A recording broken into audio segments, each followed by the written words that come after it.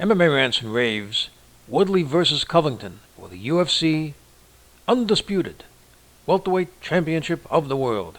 Guys, let's talk about this fight. We did pretty good. UFC 225, 2-0 with Blades and Whitaker coming out victorious. We did pretty good with those picks. And now moving on to a potential highly anticipated match between the interim title holder Colby Covington versus the undisputed UFC welterweight champion Tyrone Woodley. Now, the takeaway that I got from watching Covington's fight against RDA, who has looked very dominant since he came into the welterweight division, a guy who many people say that welterweight power, and I agree, he does have welterweight power. It seems that Covington has a very interesting strategy. He uses two weapons, his chin and an amazing transition between going from strikes to grappling. If you notice, he has a really, really good transition. It's really something to watch. Just watch that fight closely if you get a chance, and you'll notice that when he attacks with punches, really nice combinations, he immediately, right after, and it's very quick. This guy is a really good athlete. He immediately switches and goes to grappling when the opponent doesn't expect it.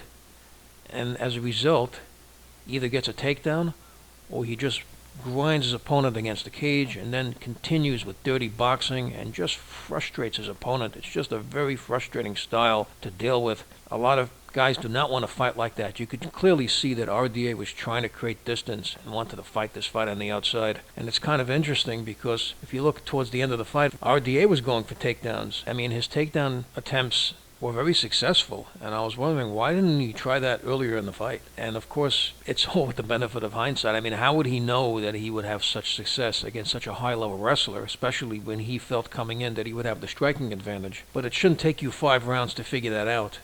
He should have figured out that this guy's going to do this to me a whole day.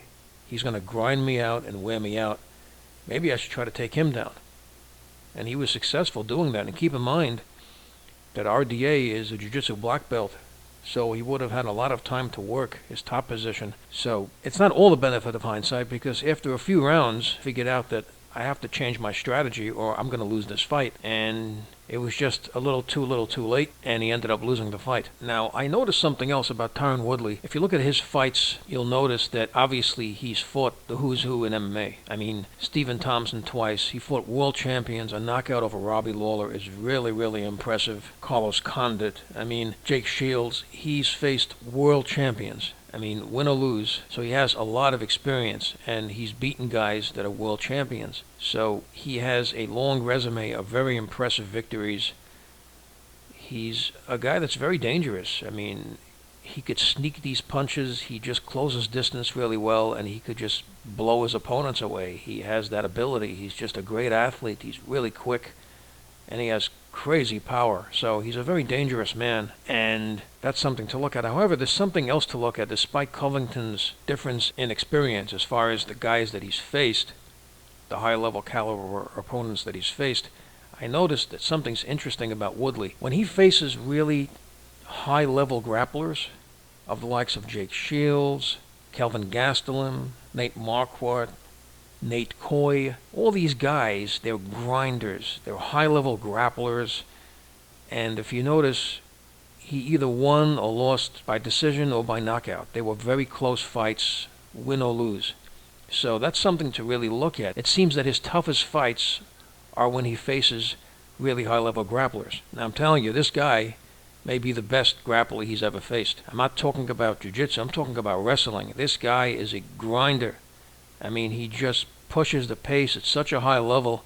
He doesn't give you any chance to do anything. He frustrates you, and he has that great transition. I mean, if he gets clipped by Woodley or something, he's got the chin to deal with it, and then he can just transition to that grappling again. And although Woodley's also a really good grappler, these are the guys that he has trouble with. So this fight may have a recipe to go to another close decision. Now, then you don't know, right?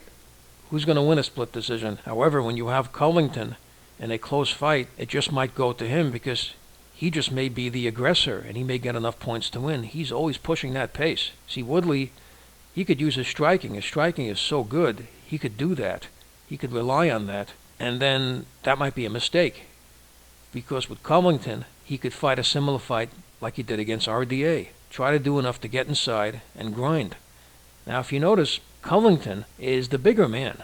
You know, he's larger. Of course, Woodley is more muscled up, but he has a height advantage, and if you notice, he has a reach disadvantage. Now, the reach is not going to be much of an issue here because with him, he's a grinder. He really doesn't use his reach that much. I mean, he has really sneaky combinations to throw his opponent off. Then, like, in a really quick transition, he just goes to grappling. I think he does that the best in the UFC. He has such a good transition between his aggressive striking and then his grappling, and I think that might be problematic for Woodley. He may find himself on the cage just, grinding out with this guy and eating dirty boxing and trying to push this guy off. This guy is a really high-level wrestler, so maybe Woodley's strategy might be what RDA did at the end of the fight. Maybe he'll try to get Covington down. I mean, that might be a good idea for him to contemplate, because if he just tries to strike and constantly go for the knockout, he might not get it against this guy. Like I said, granite chin, never been knocked out. He's taken hard punches already, and then he could just find himself against the cage. The other thing about Covington is his cardio. I don't really see this guy getting tired in fights.